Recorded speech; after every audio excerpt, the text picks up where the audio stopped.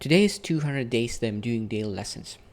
My first milestone is 1000 days, and of course, this is a fifth of my goal, and I'm very happy about it. And today I would love to share about consistency because consistency is very important for me. I want to represent the brand of consistency, and a lot of people want to build consistent things. And I love what John C. Maxwell says, that consistency compounds. So that means is very, very important. Now, I will share 5 tips that could potentially help you to be more consistent on your journey as well. So, first thing is stepping stone. So, that means we need to realize what is one thing that you love that you could do consistently for a year, or maybe less or more, it doesn't matter, but like you need to have one thing that you could be consistent at. And if you've never been consistent, choose something that is very, very simple for you. Maybe if you're a runner, so you run every day, and you do that for a long time, and that means that consistency is a muscle. You build it and you're able to transfer that muscle to something else. Now, second thing is understanding minimal viable product, or bare minimum.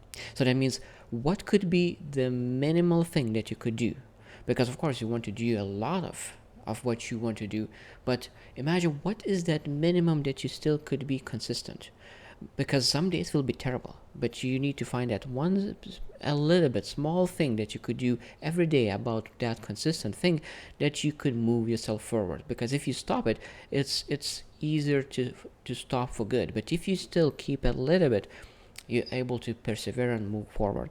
Now, the third is understanding that if you want to build a very high rise, you need to have very deep foundation, and that deep foundation in consistency is going inwards. So understanding yourself and really understanding and appreciating the journey. So when you build your inside, you're able to be more consistent, because that is requires you to build your emotional stability. Now, number 4 is, if you have bad days, you need to find how you could come back into doing the things necessary to be consistent. For example, if you're going through tough days and you have some kind of problem, people tend to overthink the problem and they think all day long, and of course they're not able to focus on the things that they're supposed to be consistent at. So if you allocate 30 minutes to think about the problem, if you didn't figure out how to fix that problem, forget about it. Not fully, but just okay, I will book another 30 minutes another day. So that means you book in the next couple of days extra 30 minutes that you could think about your struggle, problem, challenge. It doesn't matter, but when you have those allocated times, you don't need to think all day long.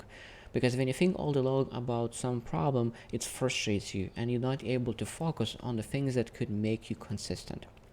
Now, and number 5 is again about being energized, to make sure that you are able to persevere and be consistent. And I highly recommend to list all the activities that energizes you.